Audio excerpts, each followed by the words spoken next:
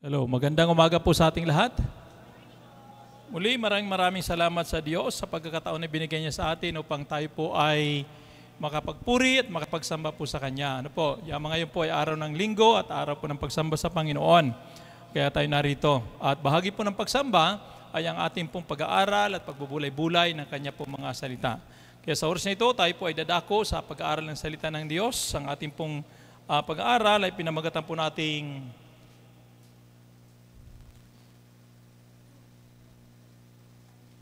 ayaw lumabas.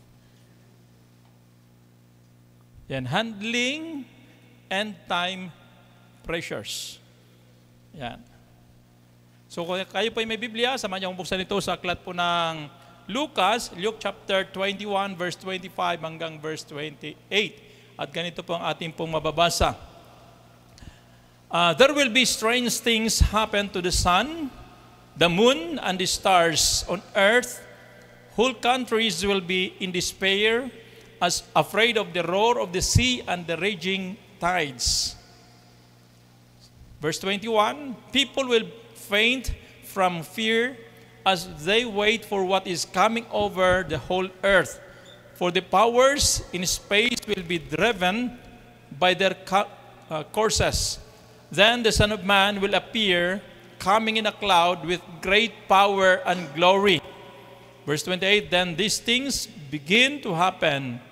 Stand up and raise your heads, because your salvation is near.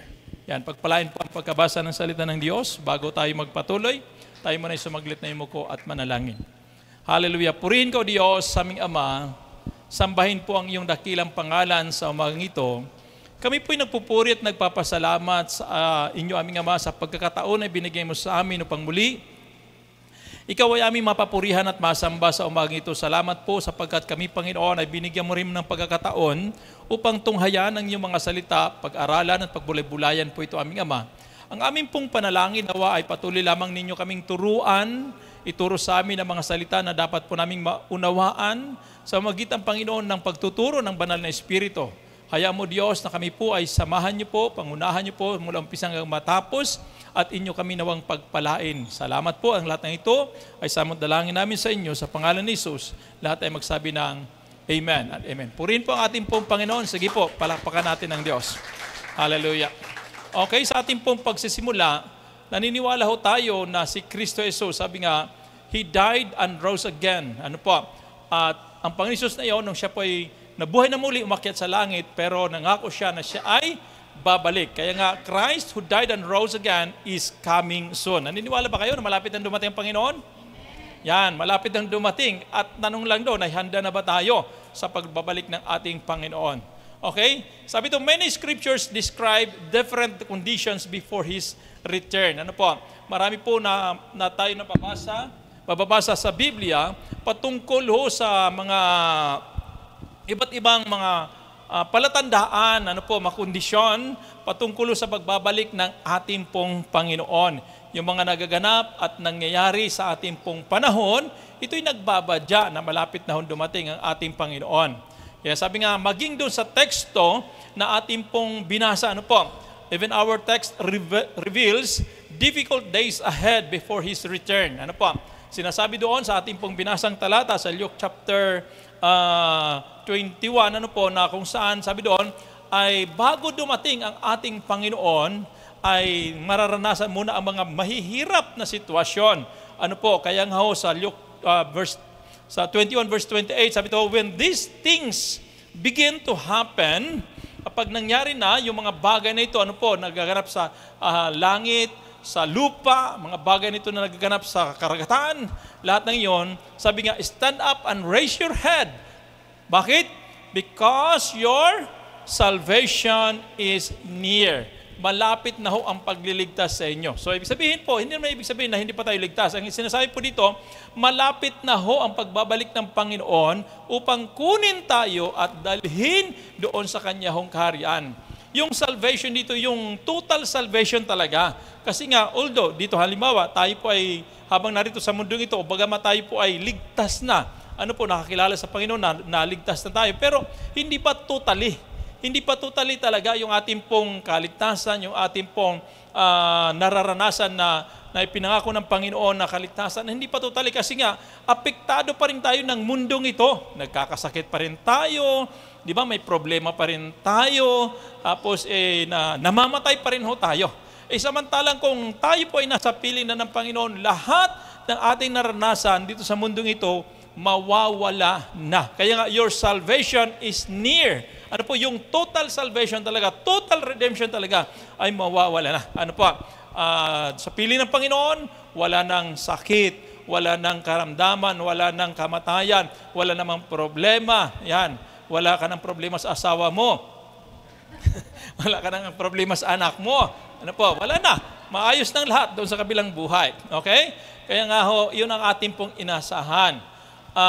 So yung sa ating pong binasa, ano po, sabi nga, we could see the terror that will happen in these last days. Ano po, nakikita na natin ngayon ang mga nakakatakot na nangyayari at nagaganap sa ating pong panahon ngayon. Di ba? Kamakailan lang, naranasan po ang lindol sa Cebu. Tapos naranasan lindol sa Davao. Tapos may mga pagputok pa ng vulkan. Marami pong mga nangamatay. So, ngayon, lately lang, mayroon pong naganap na lindol na sabi nga, isa sa malakas na lindol saan yung lugar? Sa Thailand ba? Yan, ano po, 8.8. Ganun ho kalakas, ano po. At nagbigay sila ng warning na magkakaroon ng tsunami sa marami pong bansa sa Asia, ano po. Ayun, kaya nga ho, yun ho ay talagang nakakatakot kung ating pong titingnan pagdating ho sa maraming tao. Kaya nga ho, kung ating titingnan, sabi to, distress or anxiety is evident in our days. Ano po? Yung mga pagkabalisa, yung takot, ano po, ay nararanasan para bagang hayag na sa ating panahon ito. Then perplexity, sabi doon, are now happening. Yung pagkalito, yung pagkalito, ano ba talaga ang totoo? Kasi nga, lalong-lalo na kapag nanonood ka sa Facebook, ano po, sa mga balita.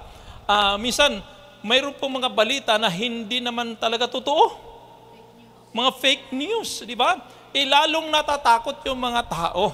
Kaya nga, pinapakinggan, minsan pinapanood po ng misis ko yung Facebook, ano po. Tapos mayroon pong mga nagsasalita na mga putol-putol lang yung mga sinasabi. Sabi ko, ayan. yan totoong balita. Ang totoong balita, kapag napakinggan mo sa TV talaga, ano po, yung mga broadcaster talaga, sila yung nagsabi. Ano po, o kaya naman magbasa ka doon sa weather update, halimbawa, mga ganon, doon mo malalaman. Pero kapag may nagsalita na balita patungkol, halimbawa, may parating na bagyo, tapos yung sinasabi ay hindi man ugma doon sa sinasabi ng Pag-asa, yun ay mga AI lang po yun. Ano po, tinatakot lang ho tayo. Kaya minsan nakakalito Nalilito ho tayo kung ano po talaga ang tama at kung ano po dapat nating sundin. Kaya nga sabi ito, nagaganap yun sa ating panahon ngayon. Then sabi ito, there seems to be an epidemic of fear. Kaya yung takot na nararamdaman po ng tao ay nakakahawa. Di ba? Minsan pag natakot ng isa, tapos binalitaan ka ng kwento ng iba, ano po, parang ikaw, lagot na, natatakot ho tayo. Minsan, ano po, dumarating sa atin minsan yung takot kapag meron ho tayong mga naririnig na mga hindi magaganda. Okay? Kaya nga ho, mga kapatid, sa atin bilang Kristiyano ay iba ang dapat maging dating sa atin noong mga nagaganap at nangyayari sa ating kapaligiran. Bakit? Kasi mayroon tayong banal na espiritu, sa ating buhay, na siyang tutulong sa atin upang mapagtagumpayan natin ang alin? Ang mga nakakatakot sa mga panahon na nagaganap sa panahong ito, sa last days na ito. Okay? Kaya ang tanong ho natin ay ganito, what does the Holy Spirit provide us during these end time pressures? Kaya nga ho, di ba, dito tayo sa mga end times na ito, sa mga huling panahon, na kung saan ay napipressure po tayo sa mga nangyayari at nagaganap sa ating pong kapaligiran. Pero ang tanong ay, ano ba ang ipino-provide, binibigay sa atin ng Holy Spirit? Kaya dapat as Christians, we must be dependent on the Holy Spirit. Ano po? Tandaan nating mabuti, nung si Jesus ay umakyat sa langit, nagpadala siya ng Banal na Espiritu, at ang Banal na Espiritu ang siyang kasama ho natin, at siya po ang tutulong sa atin upang mapagtagumpayan natin ang mga bagay na nakakatakot at nagaganap sa ating pong mga panahong ito. So sa ating pong pag-aaral, yamang pinag-aaralan po natin ay tungkol sa handling end-time pressures. Ano po, paano natin ito itataguyod? Ano po, yung mga pressures na nagaganap sa ating pong panahon na ito. So, katulad ng sinabi ko kanina, we must be dependent on the Holy Spirit. Kasi ang Holy Spirit, siya po ang tutulong sa atin para tayo po ay magtagumpay sa mga alalahanin sa buhay sa panahong ito. Okay? So, yamang siya po yung ating pong kasama.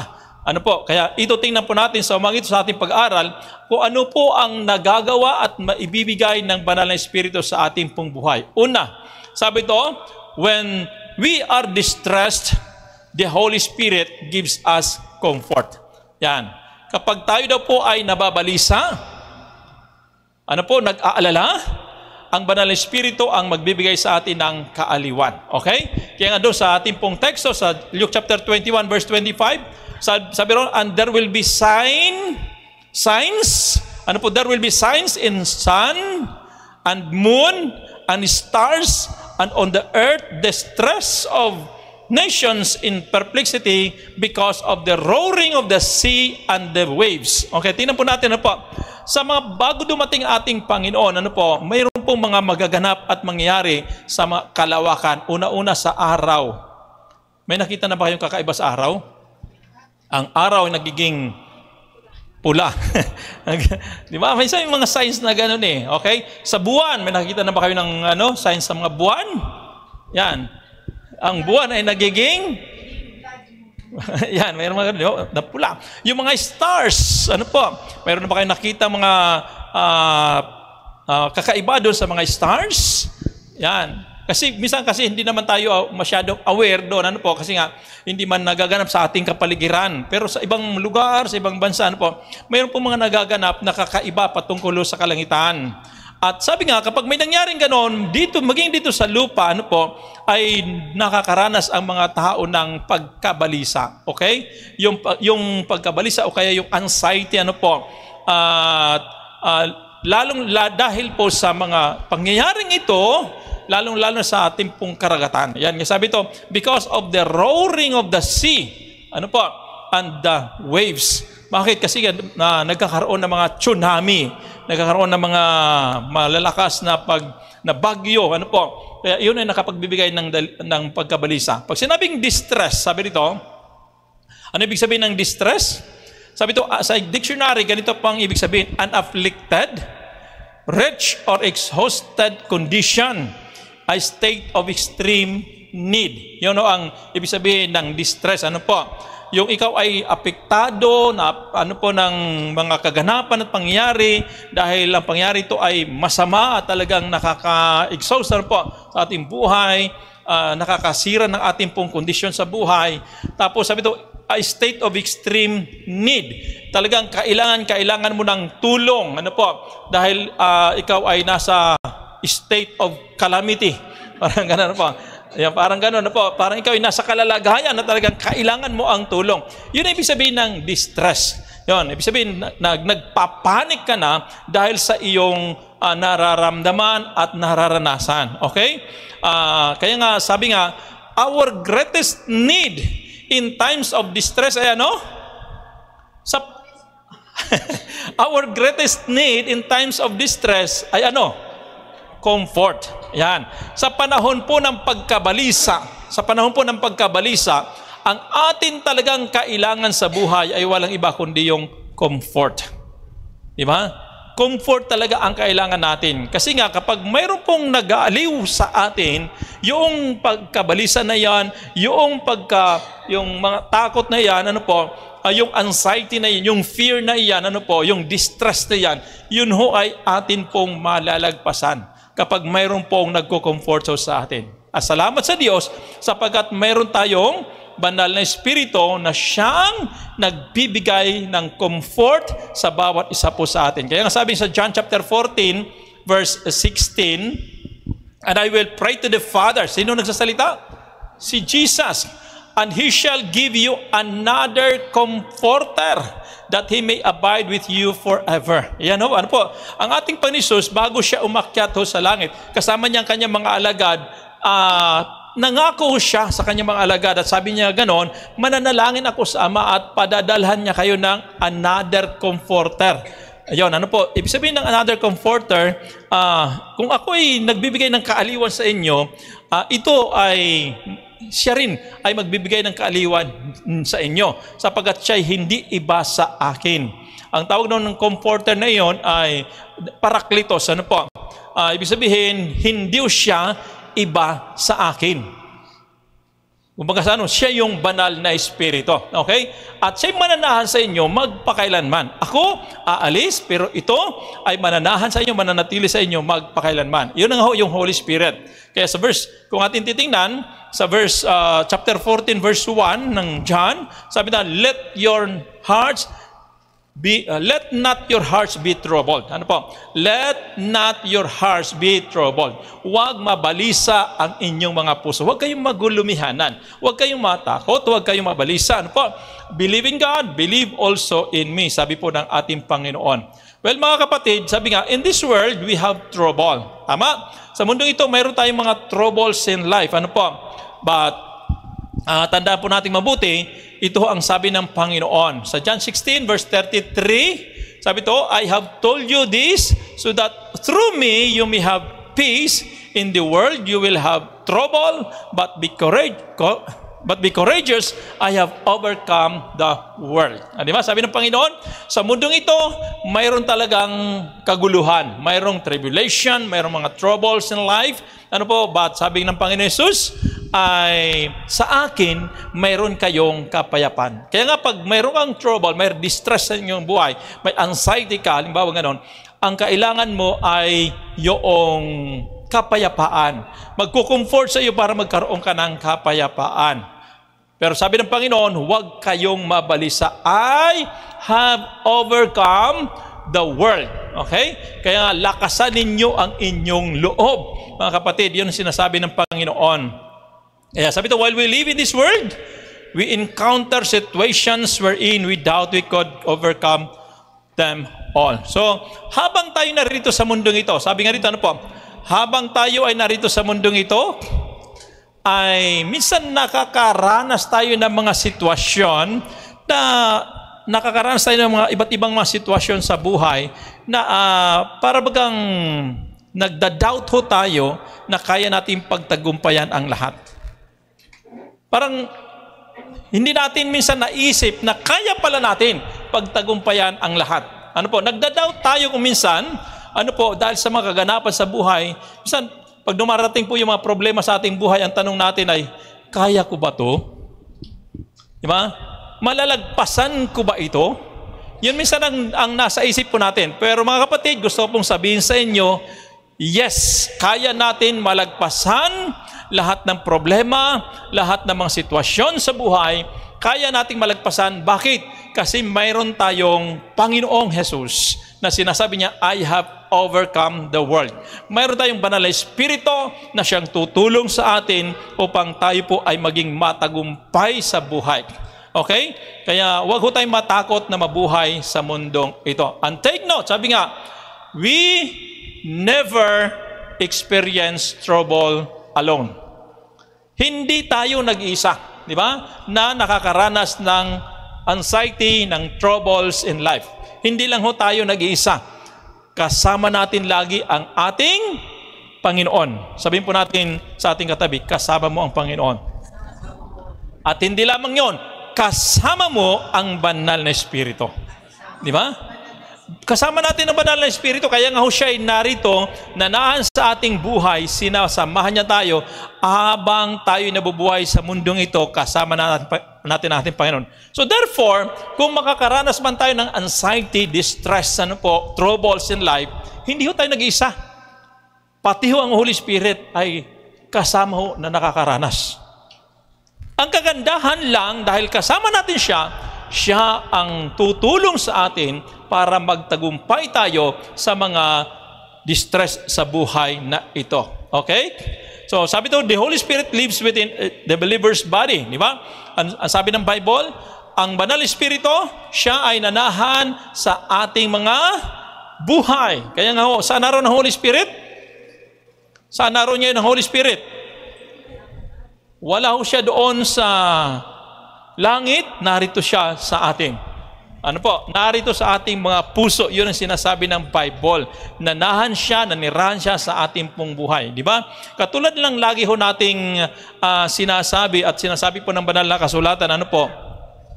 Na na sinasabi ng Bible lang, Holy Spirit sa Old Testament, naninirahan po siya sa piling tao lamang. Di ba?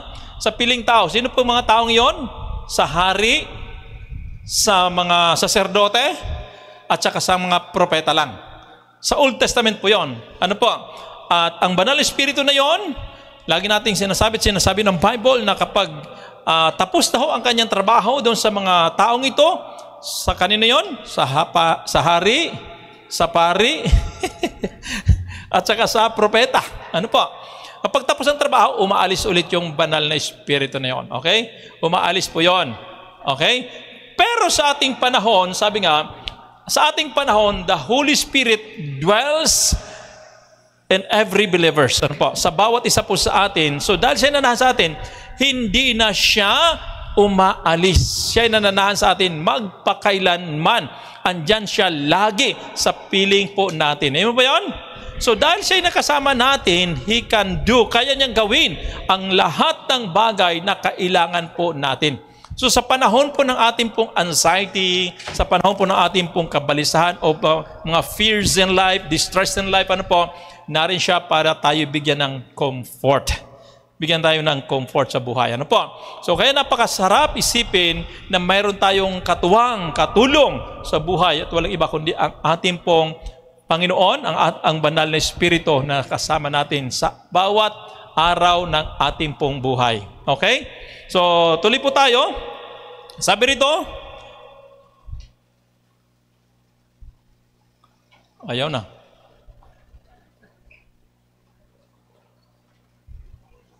Ayan. Our comforter is always with us. Ano po? Lagi nating kasama ang ating pong comforter na ito, ang banal na Espiritu. Okay? Ang tanong dito, once again, sabi ito, when is the time that we need comfort? Kailan po natin kailangan ng comfort? Yan, ito po ang ating pong titingnan. Una, sabi ito, when we lose loved ones in death. Yan, di ba? Malungkot ba kayo pag namatayan? Wala naman tao siguro namatayan na siyang sayo, yay! Namatay siya! Wala naman siguro ganun. Ano po? Malungkot po ang namamatayan. O mga namawalan ng mahal sa buhay. Ano po? So doon ho natin, minsan, kailangan yung comfort. Kaya kapag mayroong namatayan, tayo nakikiramay. Kaya mayroon tayong mga, pag sa Facebook, bumabati ho tayo ng, condolence. Yan. Nakikiramay po kami sa inyo. Di ba? Bakit? Kasi nga, dumaranas ng kalungkutan yung taong namatayan. Di ba? Tayo naman ay nagbibigay ng comfort. Pero dapat nating tandang mabuti na ang higit na makapagbibigay ng comfort sa buhay po ng isang mananampalataya, kapag nawalan ho siya ng mahal sa buhay, ay walang iba kundi ang banal na Espiritu. Kaya makikita nyo, iba ho yung aura at pakiramdam noong mga taong wala hong pag-asa sa buhay, na mga unbeliever, kapag namatayan, kaysa dun sa mga mananampalataya. Di ba? Bagamat malungkot sa mananampalataya, pero hindi sobrang lungkot. Di ba? Halimbawa, pagdating sa libingan, pag wala hong pag-asa sa buhay yan, pag hindi Kristiyano yan, namatayan, magsisigaw po yan sa libingan. Bakit iniwan mo ako? Sama na ako sa iyo. Itulak mo, hindi. Pag gusto sumama, pero pag itinulak mo, ayaw naman. Di ba? Masyang ganun eh. Pero, tanda natin mabuti, pag Kristiyano na, mapayapa lang siya. Oo naman umiyak kasi malungkot. Pero agad-agad, mabilis lang, mapawi ang kalungkutan. Dahil meron tayong banal na Espiritu na siyang nagbibigay ng aliw ho sa atin. Okay? Ano pa? Pangalawa, natin kailangan ng comfort? When others turn against us. Yan, kapag tayo po'y tinalikuran ng iba, iniwanan ng iba, halimbawa magkaibigan, nag-away, mula ngayon, huwag mo na akong tawagin kaibigan. Masakit yun, di ba? Siyempre malungkot yun, di ba? Halimbawa, magkasintahan, naghiwalay, nag-break. Kaya yung iba hindi maka-move on. Malungkot. O, di ba? Yung iba naman ay na-stress, tapos nag-distress, tapos na-oppress, tapos na-depress. Lahat na-press in life. Ano pa? Well, mga kapatid, dapat nating maintindihan na doon po natin minsan kailangan talaga ang comfort. Kaya nga minsan, pag ang isang tao ay nakaranas ng comfort, nangangailangan ng comfort, kailangan po ang bawat isa po sa atin. Pero dapat nating tandaan na mayroon tayong Holy Spirit na siyang nagbibigay higit sa lahat ng comfort sa atin. Kaya pag Kristiyano ka na, halimbawa, hiniwalay, may boyfriend, girlfriend, hiniwalayan ka, dapat huwag kang maging Ayun. Yan, huwag kang masyadong malungkot. Di ba? Kaya makikita natin, kasi mayroon tayong Holy Spirit na siyang nagbibigay sa atin ng comfort sa ating pong buhay. Kaya nga hindi masyadong masakit. Kasi nga, ang Banal Espiritu, ang siyang nagbibigay sa atin ng kaaliwan. Okay? Ano pa? Pangatlo, when events seem out of control, doon natin kailangan ang comfort. Halimbawa, mayroong events na nakatakda, tapos uncontrollable. Dahil halimbawa, bumagyo, nagkaroon ng sunog, nagkaroon ng lindol, nag-brownout, yung mga gano'n, nagbaha, uncontrollable. Minsan nababalisa ka, naku, matutuloy kaya ang event na ito? Nakalaan pa naman ang aking buhay para dito. Di ba? Minsan, gano'n tayo. Yan. Sino sa inyo ang nababalisa pag araw ng linggo, pag may bagyo? Hindi ka nababalisa. Dapat mabalisa kayo. Paano kayo makapunta sa church nito? Dapat ganun tayo. Ibig sabihin, kasi ang puso mo ay nandoon sa pagpunta sa church, pagsamba sa Panginoon, dapat, naku, paano kaya ito? Baka bumaha, hindi ako makarating sa church. Di ba? Minsan, dapat nag-aalala din naman tayo. Pagdating mo sa panambahan, hindi yung, ay, salamat, malakas ang ulan. Hindi ako makapunta sa church. Ay, wala hong ganun dapat. Mag-online na lang ako. Dapat hindi ganon. Dapat masaya kayo na pupunta sa church. Yan. Kung kayo man ay masaya ka, pero nalulungkot kayo kapag hindi kayo nakapunta. Pero ito naman ang kagandahan. Meron tayong Holy Spirit na siyang magbibigay ng kaaliwan sa atin sa panahon po ng ating pong kalungkutan. Okay? Sabi ito, the Holy Spirit replaces distress with comfort and peace. Okay? Ang Banal Espiritu na po, siya ang magpapalit ng ating pong kabalisahan, ng ating pong anxiety, with comfort and peace. Kaya nga kailangan lang natin talaga lumapit sa Banal na Espiritu, lumapit sa Panginoon sa panahon po ng ating kalungkutan. Kaya nga sabi sa Philippians chapter 4, verse 6, sabi doon? In everything, huwag kayong mabalisa, sa lahat ng bagay, huwag kayong mabalisa sa anumang bagay, bagkus sa lahat ng bagay, lumapit kayo sa Diyos at idulog ninyo sa Panginoon ang lahat ng inyong kailangan na may kalakip na pasasalamat at ang hindi malirip na kapayapaan ng Diyos ay sa inyo sa pamamagitan ni Kristo Jesus. Kaya mga kapatid, huwag daw tayo mabalisa. Basta sa panahon po ng mga distress in life, lumapit lang po tayo sa ating pong Panginoon. Okay? Then sa John chapter 14 verse 26, once again, sabi doon, the Helper, referring to the Holy Spirit, whom the Father will send in my name, will teach you everything and make you remember all that I have told you. Sabi po ng ating Panginoon, lahat ng sinabi ko sa inyo, lahat ng itinuro sa inyo, lahat ng mga encouragement na binigay ko sa inyo, sabi ng Panginoon, pag dumating ang Holy Spirit, siya ang magre-remind dito sa iyo. Minsan kasi kaya tayo ay nababalisa kasi nga, yung hindi natin naaalala yung pangako ng Diyos, yung tulong ng Diyos sa atin. Pag ang umiral na yung ating kasarinlan, yung ating kagustuhan, yung ating laman, minsan doon dumarating ang ating pagkabalisa sa buhay. Sabi sa verse 27, peace I leave with you, my peace I give to you, not as the world gives do I give to you. Okay? Let not your hearts be troubled. Neither let them be afraid. Ayan. Kaya nga, ang kapayapaan ang iniiwan ko sa inyo. Kasi pag ikaw ay mapayapa, syempre, hindi ka nababalisa. Okay? Ang kapayapang ito ay hindi katulad ng kapayapaan na ibinibigay ng mundo. Kaya huwag kayong mabalisa at huwag kayong matakot, sabi po ng Panginoon. So, mga kapatid, tanda natin mabuti, nariyan ang banal na Espiritu. The Holy Spirit, sabi nga, will not let us down. The Holy Spirit will never let us down. Diba? Hindi niya tayo ibabagsak, hindi tayo pagkukulangin. Nariyan, siya lagi mag-lift up sa ating pong buhay, lalo sa panahon po ng ating pong kabalisahan. Okay? So napakalaking tulong para sa mga end-time pressures na ito. Napakalaking tulong sa ating buhay ang banal na Espiritu. Sapagkat sa panahon ng kabalisahan, nariyan ang banal na Espiritu na siyang magbibigay ng comfort sa bawat isa po sa atin. Mga kapatid, magbigay tayo ng higit na importansya sa banal na Espiritu. Kasi siya lamang po ang higit na makakatulong sa buhay po ng bawat isa po sa atin. Okay? So, tingnan natin yung pangalawa. Okay? Sa panahon po ng end-time pressures na ito, sabi ito, when we are perplexed, the Holy Spirit gives us counsel. Ano ibig sabihin ng perplex? Ating binasa kanina, yung pagkalito. Pagkalito, ibig sabihin nalilito ka. Okay?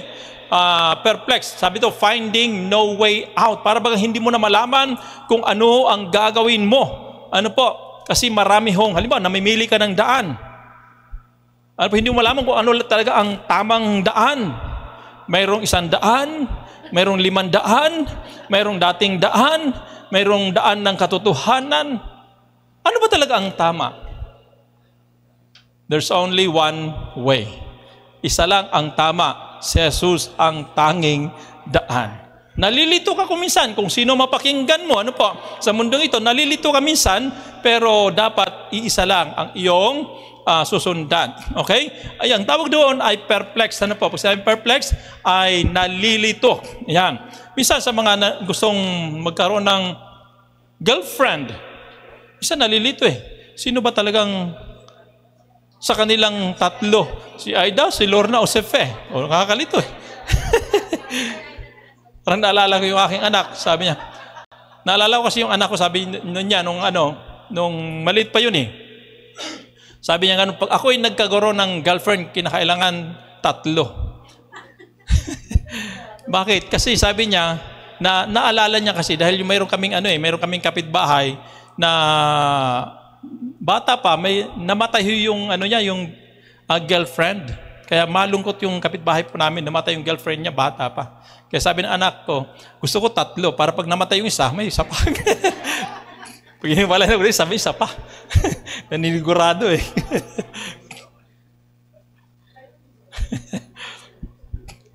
Well, mga kapatid, minsan nakakalito ang mga bagay sa mundong ito. Ano po? Kung saan, ano po ang ating dapat pagpasyahan sa buhay. Pero sabi nga, kung tayo po ay nalilito na, sabi nga, the Holy Spirit gives us counsel.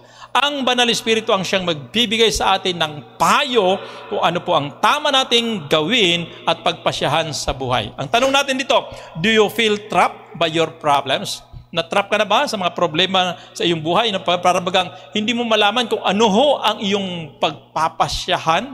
Kasi ang dami-daming problema dito, problema doon, di ba? So, kabilaan minsan ng problema. Problema mo, may sakit ka. May sakit ka na, problema mo, wala ka pang pera pampadoktor. Yeah. Tapos pag na-hospital ka, walang magbabantay sa iyo dahil busy yung lahat. Kasi kunti lang pamilya mo. Katulad sa amin, 2 lang kami mag-asawa. Kasi 2 anak namin, hiwalay naman sa amin, malayo sa amin. Hindi malaman kung sino magbabantay kung sakali. Buti na lang, di ba? Naalala yung Sister Irene nasa hospital. Sino bang magbabantay? Si Dennis? O paano pag may trabaho si Dennis? Si Eman, paano pag may trabaho si Eman? Buti na lang may mga kapatiran na siyang tumutulong, nakatulong sa pagbabantay. Di ba? Kaya kung mag-aanak man kayo, damihan nyo na. Kasi nga pagkukunti, minsan na dumarating sa punto nagkakahirapan eh. Wala na pag-asa yung iba, dumami. Yan. Marami yung mga problemang dumarating sa ating pong buhay. Ano po? Yan. Kaya nga sabi nga minsan ng pastor dapat kung gusto nyo dumami ang mananampalataya sa church, mag-evangelize kayo. Kung ayaw nyo mag-evangelize, mag-anak na lang kayo ng marami. Para dumami naman yung miyembro. Di ba? Kasi may mga ganun minsan tamad mag-evangelize. Di ba? Mag-anak na lang daw ng marami para dumami ang miyembro ng simbahan. Well, mga kapatid, siguraduhin lang na kaya naman buhayin. Ano po? Baka mamaya daming anak. Iba naman ang nag-aalaga. Okay? So mga kapatid, sa mundo ito ay marami pong mga problema sa buhay. Okay? So kung hindi natin alam kung paano natin malusutan at malagpasan yung mga problema, sabi nga, you need the directions of the Lord. Di ba? Kailangan po natin ng direction ng Panginoon sa ating buhay. Kaya nga kailangan natin yung counsel, payo. Ano po? Kung ano po ang dapat po nating gawin sa buhay na ito. Yan. Kaya kailangan natin ng banal na Espiritu pa rin ang siyang tutulong sa atin para tayo po ay maituwid, may tama ang ating pong mga desisyon sa buhay. Okay, tingnan po natin, nung si Jesus ay narito sa lupa. Okay, sa panahon po ng ating Panginoon Jesus ay nandito sa lupa, ano po, kasama ng kanyang mga alagad, anong ginawa ng ating Panginoon Jesus? Tinuruan niya ng mabuti yung kanyang mga alagad. Okay?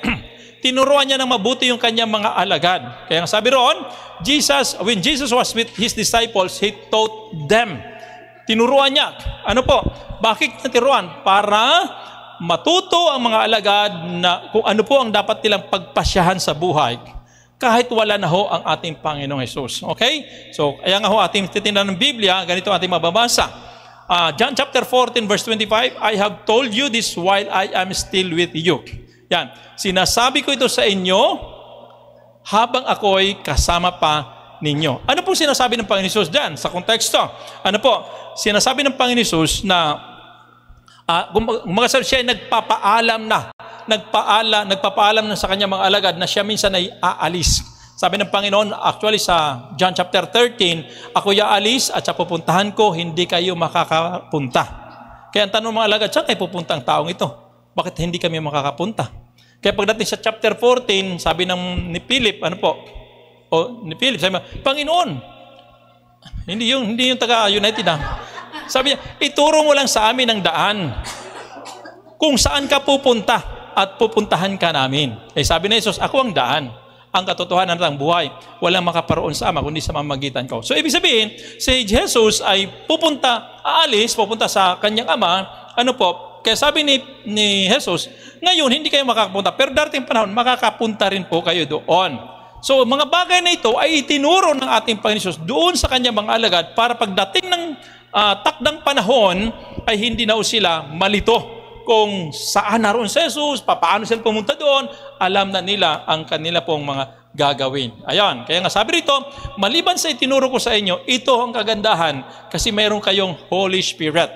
Okay, sa verse 26, the Helper, the Holy Spirit, whom the Father will send in my name, will teach you everything and make you remember all that I have told you. Take note, sabi roon, ang banal na Espiritu, siya ang magtuturo sa inyo sa lahat ng bagay. At hindi lamang sa lahat ng bagay na po, siya rin ang magpapaalala sa inyo sa mga bagay na itinuro ko sa inyo.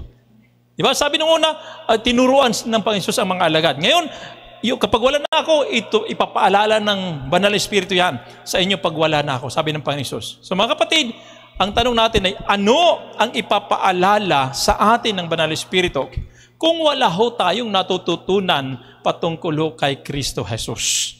Kaya importante sa atin as Christians na maunawaan natin yung banal na kasulatan, yung Biblia, na siya pong salita ng Diyos. Mga salita ng ating Panginoon Jesus na dapat nating pagyamanin sa ating buhay, na sa panahon, kapag nakalimutan natin ito at hindi natin alam kung ano mga pagpapasyan na dapat natin gawin, ang banal na kasulatan, ang Biblia, ipapaalala sa atin ng Holy Spirit. Diba? Ano kayang gagawin ko? Ito ang Banal na Espiritu. Pinapaalala ko sa iyo ng Banal na Espiritu. Kaya na alam mo kung ano ho ang dapat mong gawin. Kaya nga, dapat tayo bilang Kristiyano ay lagi pong umasa sa Banal na Espiritu. Okay? Sabi rito, after the departure of Jesus, the Holy Spirit taught the disciples. Ano po? So, nung wala na ang Panginoon Jesus, umakyat na sa langit, ito na ang ginawa ng Banal na Espiritu. Tinuturuan po niya lagi ang kanyang mga alagad. Ang alagad ng ating Panginoon Jesus. Sabi ito, the Holy Spirit enabled them to remember. Ayan, ano po? Pinapaalala ng Banal na Espiritu sa buhay po ng mga alagad ang mga itinuro po ng Panginoon Jesus.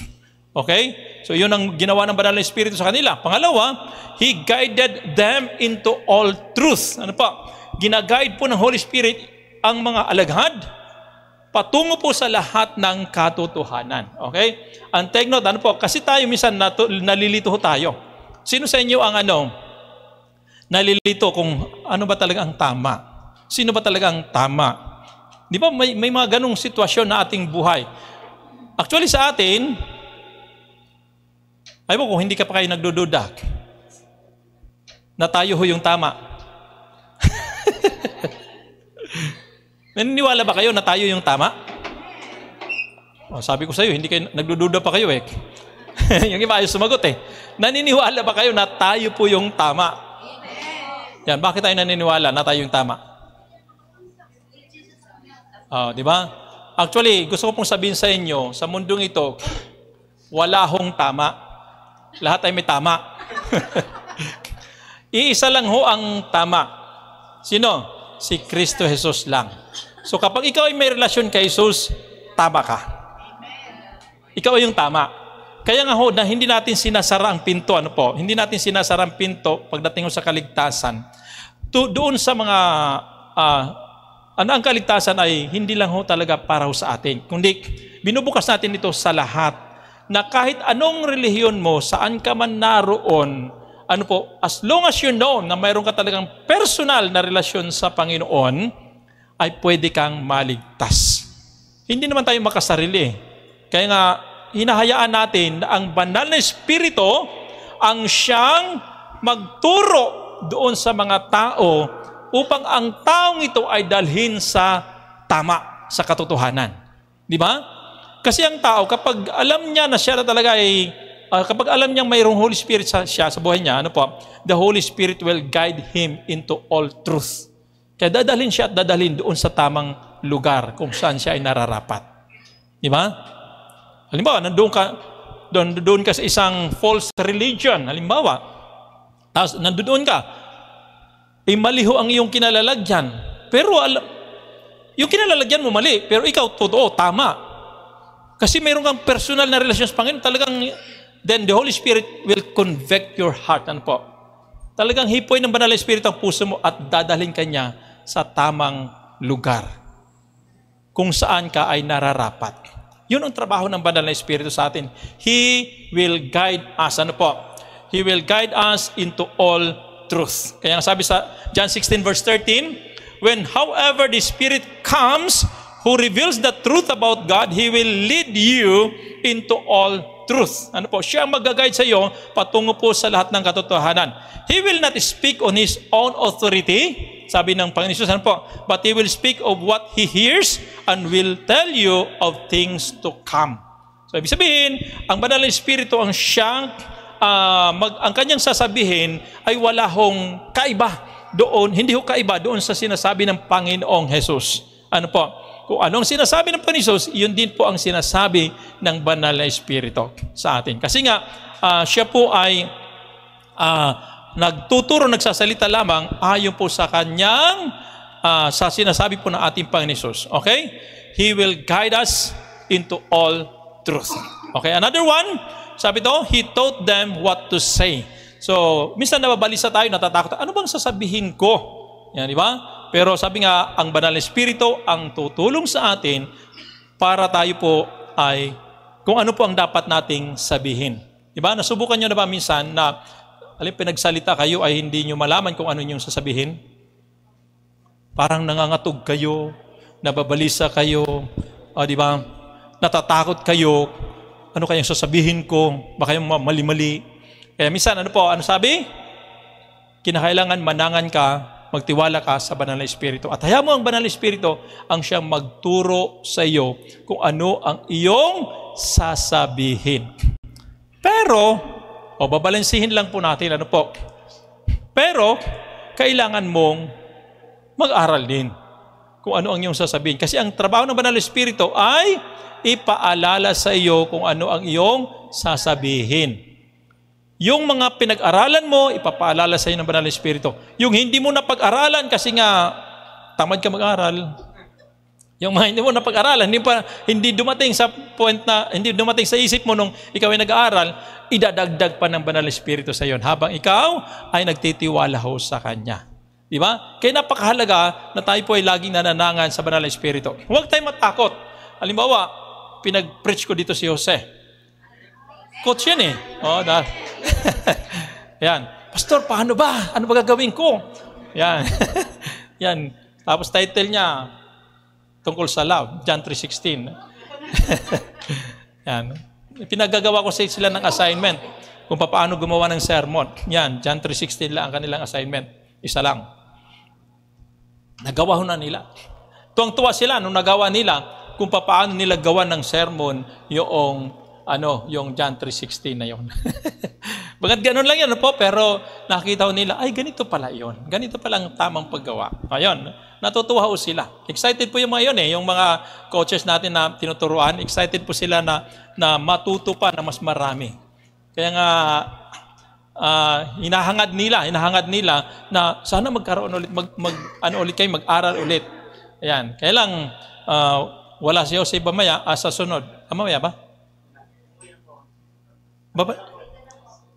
Tapos na? Tuloy pala tayo. Okay yan Kala kasi wala talaga eh. Okay.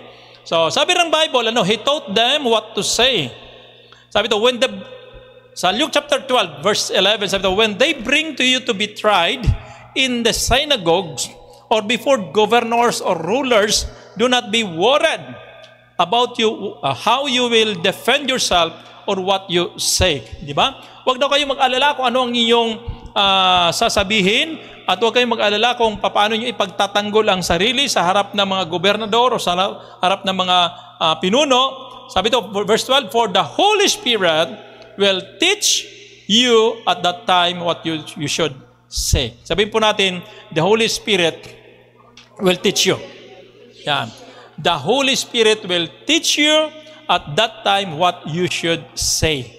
Diba? Siya ang magtuturo sa iyo kung ano ang iyong sasabihin. Diba? Minsan hindi natin iniisip, diba? Ako kasi ay madalas na nagsasalita sa harapan ng tao, Minsan may mga time na nagtatanong din ako sa akin sarili at nasabi ko 'yun. Yung gano'n, nasabi ko 'yon. Yan, di ba? Kaya minsan pag pinakikinggan, actually, pag ako ay nagpipreach dito, minsan hindi ako blessed. Pero pag pinakinggan ko na yung aking pong preaching, halimbawa, pinapanood ko mag-isa, ako naman yung nakaupo, sabi ko, nasabi ko yun, doon ako nabibless habang pinakikinggan ko yung aking pong preaching. Natutuwa ako kasi nga yung Holy Spirit ang siyang nagbibigay ng additional na kaunawaan at kaalaman. Siya po yung nagtuturo sa atin. He will teach you at that time what you should say. Okay? Sabi ito, the same is true to our time today. Ganon din po sa ating pong panahon ngayon. The Holy Spirit will guide us even during the perplexing time. Yun ang gagawin ng Banal na Espiritu sa atin. Kapag tayo litong-lito na, hindi natin alam kung paano natin pagpasya ng mga bagay-bagay sa buhay. Sabi ito, the Holy Spirit will guide us. The Holy Spirit will teach us. Siya po ang tutulong po sa atin. He knows everything and knows the way going out. Kaya kapag nalilito ka na, alam niya ang lahat ng bagay, alam niya kung paano ka lulusot. Di ba? Kaya nga sabi nga, ang problema ay common sa lahat. Na pag dumarating ang problema sa bawat isa po sa atin, huwag na tayong mag-alala. Bakit? Kasi nga, ito ay common sa lahat ng tao. Pero pag dumating ang problema, sabi ang Banal na Espiritu, ang Diyos mismo ang magbibigay sa atin ng daan upang mapagtagumpayan natin ang mga problemang yan na ating pong nararanasan. Sa makikita sa Bible, 1 Corinthians chapter 10 verse 13. Ano pa? Okay? So, He knows everything and He knows the way going out. Diba? Naranasan nyo bang pumasok minsan sa yung maze? Maze ba yun? Tawag doon? Yung maze na kung saan ay papasok ka doon, tapos hindi mo alam kung saan ka lalabas. Diba? Mahirap po yun. Kasi pag pasok mo, minsan dead end pala, pasok mo, dead end pala. Minsan, pag mali ang yung pinasukan, ay hindi ka makakalabas. Diba? Kaya babalik-balik ka talaga. So, pero pag minsan ganyan ang buhay ho natin, ano po? Kung baga minsan hindi natin alam kung paano tayo lulusot sa mga problema sa buhay, pero kapag ang Banal na Espiritu ang siyang manguna sa atin, He will guide us para tayo makalabas sa mga problema at pagsubok na iyan. So mga kapatid, ano man ang ating pinagdadaanan sa buhay, okay? Lalong-lalo sa end times na ito, ano po, sa mga panahong, sa mahuling panahon na ito, ano man ang pinagdadaanan natin, lagi nating tandaan na mayroon tayong Holy Spirit na mag-guide sa atin para malusutan natin ang lahat ng problema. Wala pa ho tayo sa tribulation. Wala pa ho tayo sa Great Tribulation at hindi na natin madadaanan yon kung ma-rapture tayo. Ayan. Tandaan ho natin sa tribulation o sa rapture kasi mayroong tatlong pagtuturo ang mga iba't ibang simbahan. Mayroon tinatawag na pre-trib, mayroon tinatawag na mid-trib, at mayroon pong tinatawag na post-trib. Ang lahat ng iyon ay mayroon pong batayan sa Biblia, sa banal na kasulatan. Yung tungkol sa rapture, ang pre-trib, magra-rapture muna bago ang tribulation. Ang mid-trib, magra-rapture sa kalagitnaan ng tribulation. Ibig sabihin, ang church o tayo ay makakaranas muna ng tribulation for 3.5. Ang post-trib naman, ang rapture ay mangyayari sa katapusan ng tribulation. Ibig sabihin, ang lahat ay makakaranas muna ng Great Tribulation. So kung kayong tatanungin, saan nyo gusto? Siyempre doon sa una, ayaw natin dumanas ng Great Tribulation. Pero lahat ng iyon ay mayroong batayan sa banal na kasulatan. Kaya kung akong tatanungin, maaring mayroong pong rapture bago ang tribulation, mayroong rapture sa kalagitnaan ng tribulation, at mayroong rapture sa katapusan ng tribulation. Ang pre-trib, yung church, ang rapture. Ang mid-trib, ito yung mga tumanggap kay Kristo sa panahon ng 3.5 years, tribulation. Ang post-trib, yung mga natira pa na kumilala sa Panginoon. Maring ganon, kasi lahat na yun ay may nakasulat naman sa banal na kasulatan. May mga batayan. Ano po? Kaya iba't iba ang pananaw ng bawat simbahan. Okay? So mga kapatid, tandaan natin mabuti, kapag dumating ang pagkalito sa ating buhay, the Holy Spirit will give us counsel. Okay? Will give us counsel. Kaya katulad yan, dahil tayo po ay marami pong mga iba't ibang mga paniniwala sa iba't ibang mga bawat simbahan. Minsan nalilito nga ho tayo kung anong ba talaga ang tama. Pero the Holy Spirit will give us counsel. Ano po? Siya magtuturo sa atin, magbibigay payo sa atin kung ano po talaga ang tama na dapat po natin gawin. Okay, sa pangatlo, sa ating pag-aaral, sabi ito, when we are fearful, the Holy Spirit gives us confidence. Okay? Kapag tayo po ay natatakot, ito na ho ang may bibigay ng Banal na Espiritu sa atin. Siya ay magbibigay sa atin ng confidence. Anong Tagalog ng confidence? Ha? Kumpiyansa. Ayan. O kaya naman faith. Actually, faith po yon. Ano po? Yan. Lakas ng loob. Yan. Kasi dati faith po yan eh. Ginawa kong confidence. Kasi nga, para puro letter C. Comfort, counsel, at saka confidence. Okay. So ngayon, ayun, alam ng mga ano yan, alam ng mga nag-aaral yan, ano po, sa homiletics.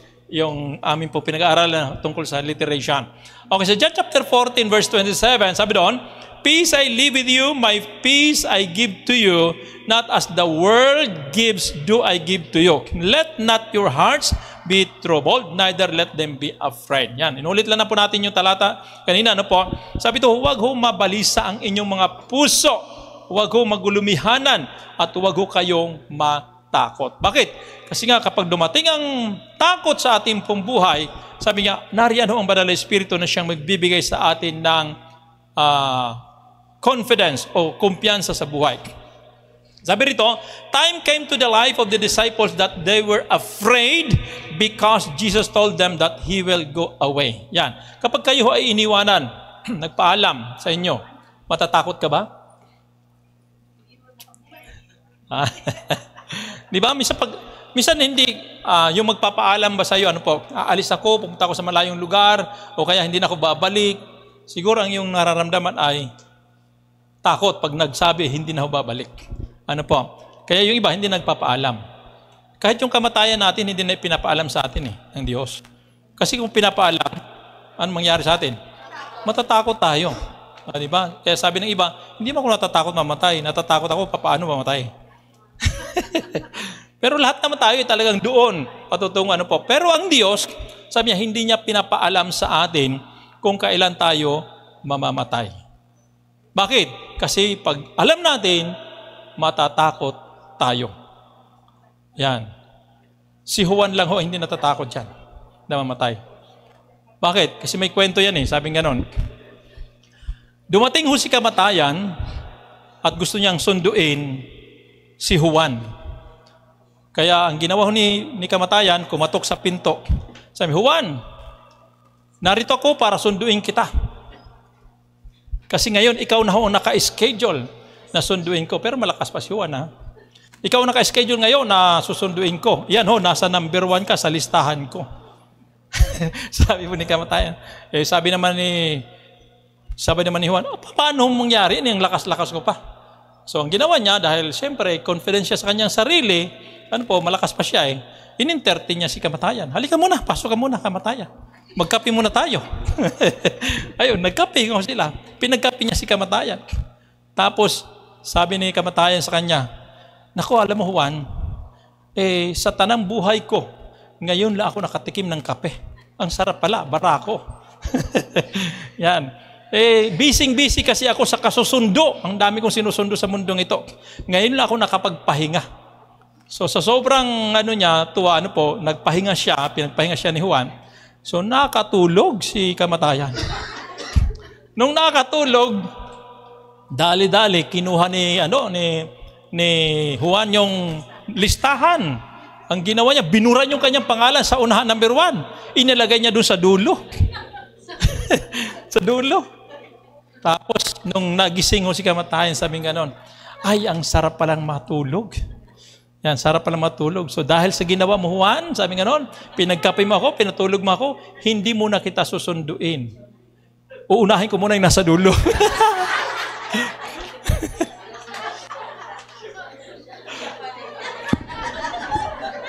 Siya pa rin yun.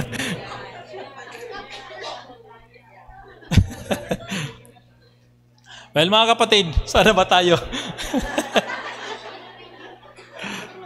Ang sinasabi po natin, ay huwag tayong mabalisa. Huwag tayong matakot. Kasi alam po naman natin na ang Diyos ay mayroon pong nakatakda sa bawat isa po sa atin. At minsan, hindi niya pinapaalam sa atin kasi para huwag lang tayo matakot. Pero kung sakali mang nalaman natin, kasi minsan, di ba, tinataningan ng doktor, ikaw, tatlong araw ka na lang.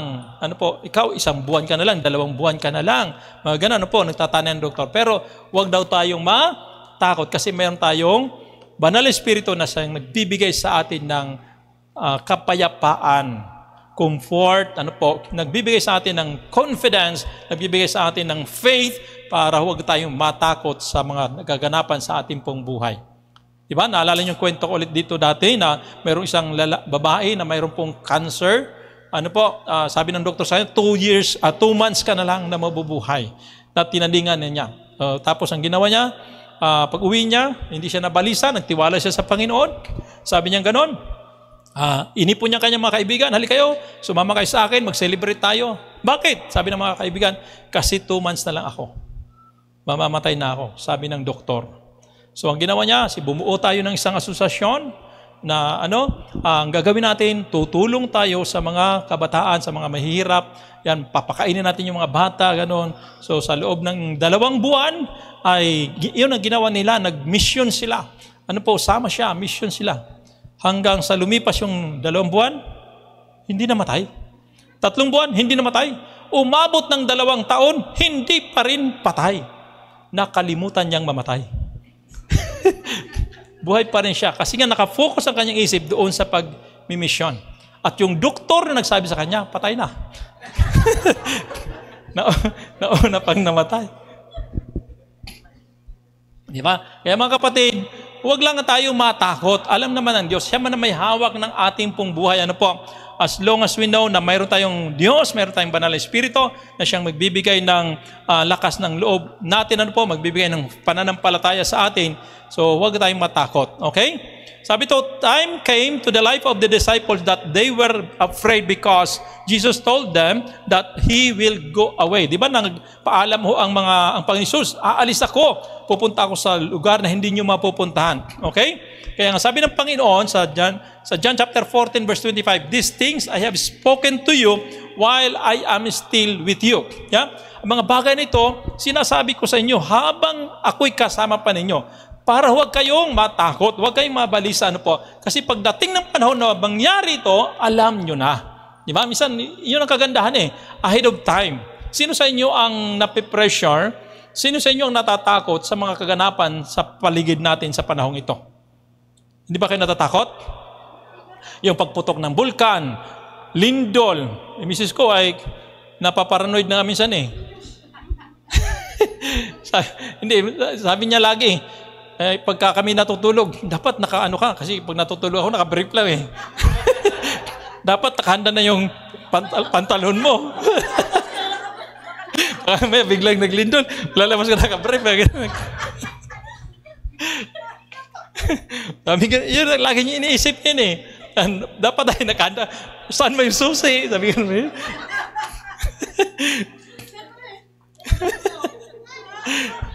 Saan ba nakalagay yung susi? Sabi niya sa mga pintuan natin kasi baka maya layo ba naman ng doon kami natutulog, paano tatakbo pa dito pag naglindol, baka bumagsak pa ito, saan kami dadaan? Parang gano'n Napaparanoid siya pag gano'n. Sinasabi nga niya, pero actually, yun ang kanyang iniisip. Sabi ko, huwag ka na matakot. Kung hindi tayo makalabas dito, di doon tayo sa bubong dadaan. Parang gano'n ba? Di ba? Minsan ay, sabi nga, ang mga bagay na ito ay sinasabi ko sa inyo habang kasama ko pa kayo. Yan, di ba? So, minsan tinatanong ko po yung mga tao, hindi lang ho kayo, maging yung mga tao sa labas, hindi ba kayo naaalarma sa mga kaganapan ngayon? Well, marami pong tao ang naaalarma talaga. Dahil sa sunod-sunod na pagputok ng bulkan, dahil sa lindol na ito, lalo na may mga balita na yung tinatawag na the big one, the big one, pag ito ay tumama sa Luzon, ang Metro Manila ay talagang dami talaga ang madadamay. Tapos may mga tsunami pa, marami po mga sakuna na nagaganap at nangyayari. Minsan, wala pa tayo sa December. Yung pumapasok na bagyo sa ating pong bansa ay letter ngayon? Letter S, Salome. May bagong Salome, di ba? Minsan pinanggangambahan natin iyon. Hindi natin kasi alam kung saan tatama, kailan mangyayari. Di ba? Well, mga kapatid, ang sinasabi po natin, nakapagbibigay po ng kabalisahan sa atin. Sa mga taong wala hong pananampalataya sa Diyos, sabi nga, itong mga bagay na ito ay nagbibigay ng kabalisahan o pressure, sa ating pong buhay. Kaya nga, iba talagang natatakot. Pero sinasabi ko po doon sa aking mga tinuturuan na huwag kayong matakot. Ang lahat ng ito ay nakasulat sa banal na kasulatan. Kailangan maganap at mangyari ang mga bagay na ito sa mga huling panahon. Kung noon ay medyo hindi gaanong mahirap ang sitwasyon, sa ating panahon ay pahirap ng pahirap. Kaya sabi ng Panginoon doon sa kanyang mga alagad, these things I have spoken to you while I am still with you. Ay sinasabi ng Panginoon, itong mga bagay na ito na aking sinasabi, patungkol ho sa mga kaganapan sa buhay natin bilang ako at kayo, na tayo maghihiwalay someday dahil ako ay aalis sa mundong ito. Sinasabi ko na ito sa inyo ngayon para pag dumating ang punto na yon, ay hindi na kayo mababalisa. Hindi na kayo magtataka. Ano po? Patuloy kayong mananampalataya sa Diyos. Okay? So, sabi po ito, fear takes over when we have no confidence. Tandaan natin mabuti, ano po? Ang takot ay dumarating sa ating buhay kapag wala ho tayong pananampalataya. Wala tayong pagtitiwala. Bakit? Kasi ang fear at saka faith are opposite to each other. Diba? Magkasalungat po ang faith at saka fear. Sabi ito, as faith increases, fear decreases. Diba? Yon, kapag tumataas ang pananampalataya, bumababa naman ang ating pong takot. Pero pag tumataas ang takot, bumababa ang ating pong pananampalataya. Okay? So, salamat sa Diyos sapagkat mayroon tayong banal na Espiritu na siyang bibigay sa atin ng confidence o lakas ng loob. Ano po? Para manampalataya sa Panginoon. How? The Holy Spirit gives us confidence. Ito, number 1, through the Bible. Kaya nga kung wala ho tayong alam sa Biblia, mababalisa talaga tayo sa mga kaganapan at nangyari sa ating pong kapaligiran, lalo na sa mga huling panahon na ito. So, basahin natin ng Bible, lahat ay nakasulat na dyan. Ano po? We need to read the Bible and put our confidence in God and in His Word, in what He says. Ano po? Yun ho ay sa Biblia. Para huwag tayo mabalisa, basahin natin ang Biblia, at ang Biblia ay nagtuturo sa atin tungkol sa Diyos. At nagtuturo sa atin tungkol sa mga sinasabi ng Diyos sa bawat isa sa atin. Kaya sa Bible lang tayo laging manangan. Okay? Tuloy po tayo. Pangalawa, paano ang Banal na Espiritu ang siyang nagbibigay sa atin ng confidence? Okay? Pangalawa, una, through the Bible. Pangalawa, through experiences. Ano po? Sa magitan ng mga experience na ating pong nararanasan. Sabi nga, our experiences and the experience of others lift our faith and confidence. Di ba? Kapag nakarinig po tayo ng testimony ng iba, okay, maging yung testimony mismo natin, ito ay nakapagpapaangat po ng ating pong pananampalataya at pagtitiwala sa Panginoon. Di ba? Kaya nga, importante po yung patutuo ng bawat isa po sa atin. Importante yung ating karanasan sa buhay para tayo po ay ma-lift up ang ating pong pananampalataya o confidence sa Panginoon. Okay, pangatlo, through answered prayers. Okay? Di ba kapag tayo po ay sinagot ng Diyos ang ating panalangin, ito ay nakapag-lift up ng ating pong pananampalataya. Kaya sabi ito, we believe in God even without an answer to our prayer. But we believe more if we receive an answer to our prayer. Naniniwala ba kayo doon? Naniniwala naman tayo sa Diyos kahit hindi tayo sagutin sa ating pananalangin. Naniniwala pa rin ba kayo? Naniniwala pa kayo sa Diyos kahit hindi kayo sinagot? Hindi ba kayo nagdududa? Hindi niya totoo ka ba talaga, Lord? Bakit hindi mo ko sinasagot sa aking panalangin? Pero mga kapatid, ito ang kagandahan sa atin. Kasi may faith ho tayo. Hindi naman tayo nakabase doon sa ating pong nakikita. Ang faith is the substance of things hoped for and the evidence of things not seen. Di ba yun ang ibig sabihin ng faith? Naniniwala ka kahit hindi mo pa nakikita. Ibig sabihin, kahit walang sagot sa pananalangin, naniniwala ka pa rin sa Diyos. Yun ang faith. Ano po? Pero higit tayong maniniwala kapag mayroon ho tayong nakitang sagot sa ating panalangin. Di ba? Kaya nga ang Diyos, masasabi natin na talagang Diyos ay totoo. Ang Diyos ay totoo. Kaya umaangat yung ating pong confidence o pananampalataya sa Panginoon. Okay? Sabi nito, we must have faith and confidence in God and not be afraid because He has promised us many things in life. Ano po? Dapat daw po ay tayong magtiwala lamang sa Diyos at huwag matakot sapagkat marami siyang pangako sa ating pong buhay. Sabi daw, when fear comes, the Holy Spirit gives us confidence to overcome our fear. Okay? So mga kapatid, tandaan natin mabuti, ang Banal na Espiritu ang siyang tutulong po sa atin. Sa ating pagtatapos, tapusin na po natin. Sabi ito, we should not quench the Holy Spirit since He is our ray of hope in life in this end time. Mga kapatid, huwag daw po natin, do not quench the Holy Spirit. Huwag nating patayin ang banal na Espiritu, ang dingas ng banal na Espiritu, sapagkat siya yung ating pag-asa, lalong-lalo sa mga huling panahon na ito. Tandaan natin mabuti, narito tayo sa end times, sa mga huling panahon, at ang mga nagaganap sa ating kapaligiran, sa ating pong panahon ito ay nagbibigay ng pressures kung minsan sa atin. Para tayo po ay, para bagang, alam niyo yung pressure? Para kayong sasakalin sa buhay na hindi nyo alam kung paano kayo makawala. Diba? Ganyan ho ang nagaganap. Pero kayo pa man, mayroon tayong banal na Espiritu na siyang tutulong ho sa atin. So therefore, huwag po natin patayin at huwag natin pighatiin ang banal na Espiritu.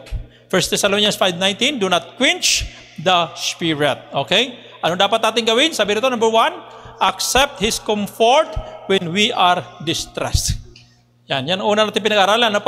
Accept His comfort when we are distressed. Kapag tayo po na po ay balisa, tanggapin natin ang pag-aaliw, okay, ng Panginoon. Number 2, accept His counsel when we are perplexed. Kapag tayo nalilito na, tanggapin natin ang payo ng banal na Espiritu sa ating pong buhay. And number 3, accept His confidence when we are afraid. Kapag natatakot, hayaan natin na tanggapin ang pagbibigay ng Diyos sa atin ng pananampalataya para tayo magkaroon ng pagtitiwala talaga sa Kanya. Always remember that these difficult times are signs of Christ's soon return. Naniwala ba kayo? Ulit, malapit nang dumating si Kristo. Sabi ng Bible, ang pagbabalik ng ating Panginoon ay hindi natin alam. Kaya ang laging binabanggit ng Biblia, maghanda kayo. Maghanda kayo kasi ang pagdating niya ay katulad ng isang magnanakaw na hindi ho nagpapaalam. Nakita ba kayo magnanakaw na nagsabing, pupunta ko mamaya sa inyo sa mamayang gabi, maghanda ka, nanakawin ko yung cellphone mo. Wala hong ganon, di ba? Ang magnanakaw ay basta na lang dumarating. At sasadyain pa naman niya na dumating na kung kailan hindi ka handa. Kaya naalala ko yung nung kami po nagpapagawa pa lang ng bahay, nanakaw yung cellphone ko eh.